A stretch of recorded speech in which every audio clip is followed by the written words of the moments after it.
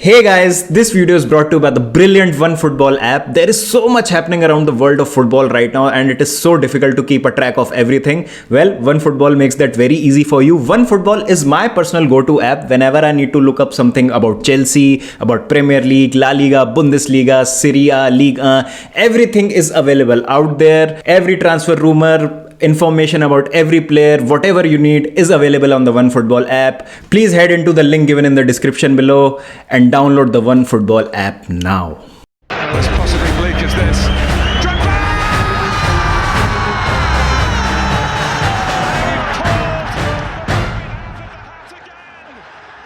कुछ नहीं बदला, सब कुछ वैसा ही है। फिर से एक मैच हम हार गए हैं और मैच में एनालाइज करने के लिए कुछ है नहीं, बिकॉज वही चीज़ें हैं जो हमको दिखी हैं इतने टाइम से। कोई इंटेंसिटी नहीं, किसी भी तरीके का कोई पेनिट्रेशन नहीं फाइनल थर्ड में। वो जो एक गोल स्कोर किया चेल्सी ने, वो भी एक बहुत स्क्रैम्बल में आया वो सेट पीस से।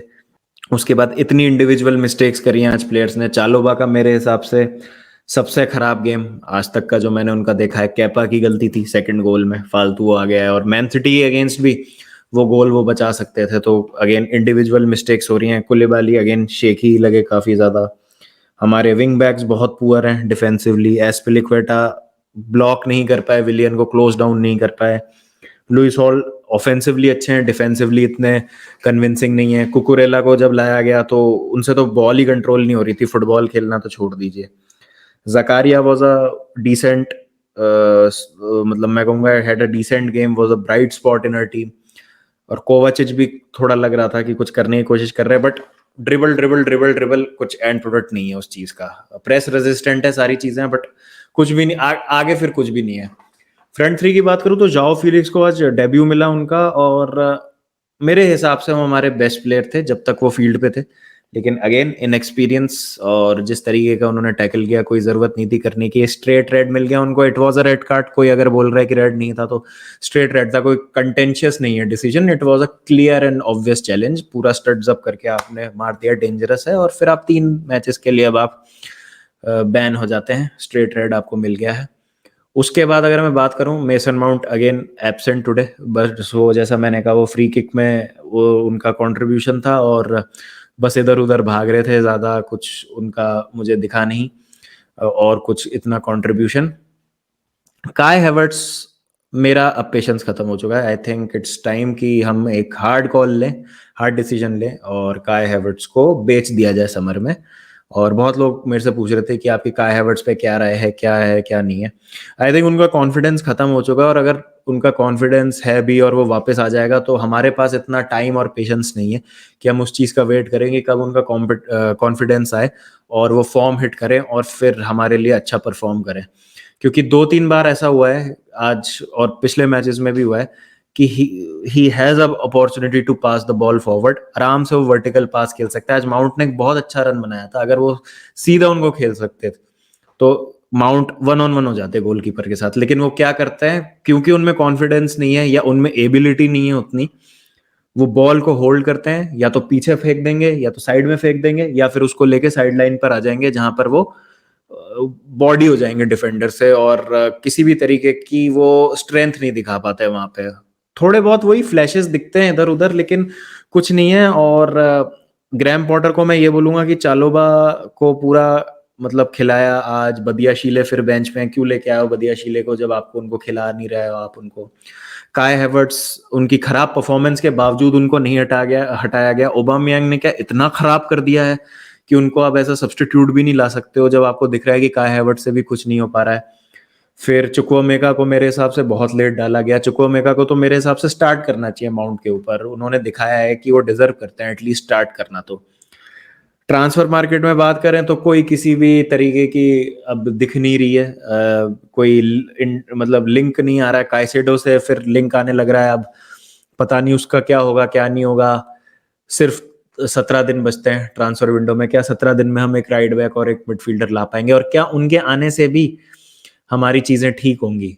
अब मैं बात करता हूँ यहाँ पे ग्रैहम पॉटर की। अब देखिए, ग्रैहम पॉटर मेरे हिसाब से बहुत गंदी सिचुएशन में इस समय। वो एक मेस उन्होंने इनहेरिट किया था थॉमस टूकल से, और प्रीवियस रिजीम की जो गलतियां थी, प्लेयर्स को कॉन्ट्रैक्ट दे देना बड़े बड़े और अंडर पार प्लेयर्स को साइन करना बहुत महंगी महंगी फी देके, वो सब चीजें हुई थी जिसका ब्रंट थोड़ा सा उनको अभी भुगतना पड़ रहा है। उसके बाद प्लेयर्स की इनकंसिस्टेंसी प्लस इंजरी तो है ही, लेकिन एक ये चीज होती है कि टीम कितना भी स्ट्रगल कर रही हो, एक उनकी आइडेंटिटी होती है, कुछ फुटबॉल वो खेलने की कोशिश करते हैं। जैसे लास्ट सीजन हम स्ट्रगल कर रहे थे जेम्स और चिलवेल के बिना और स्ट्राइकर के बिना अप टॉप, तो हम ये कहते थे कि यार अच्छा चांसेस क्रिएट हो रहे हैं या क्रिएटिविटी में थोड़ा इशू आ रहा है क्योंकि चिलवेल और जेम्स नहीं है, हमारा सिस्टम विंग बैक्स की वजह से फंक्शन करता है, या हम चांसेस क्रिएट करते हैं तो एक क्लिनिकल स्ट्राइकर नहीं है जो चांसेस को कन्वर्ट कर सके। तो समझ आता था कि ये दिक्कतें हैं जिसकी वजह से हम स्ट्रगल कर रहे हैं, लेकिन एक स्टाइल ऑफ प्ले था, एक प्रॉपर पैटर्न ऑफ प्ले था, लेकिन वो अभी तक दिख नहीं रहा है ग्रैम पॉटर से।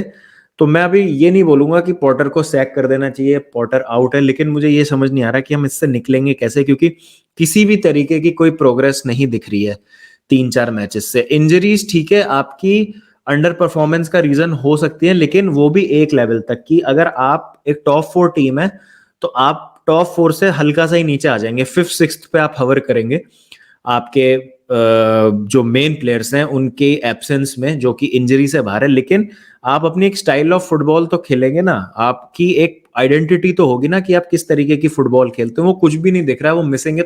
और जैसा मैंने कहा कि बहुत सारी चीज़ें बहुत जल्दी हो रही हैं, ग्रैम पॉटर के पास टाइम मेरे हिसाब से बहुत कम है, और एक बेस लाइन रखनी पड़ेगी एक्सपेक्टेशन की कि इससे जो नीचे है चेल्सी नहीं आ सकती, या इससे ज़्यादा नीचे हम नहीं खिसक सकते, वरना बहुत ज़्यादा दिक्कत हो जाएगी हमको।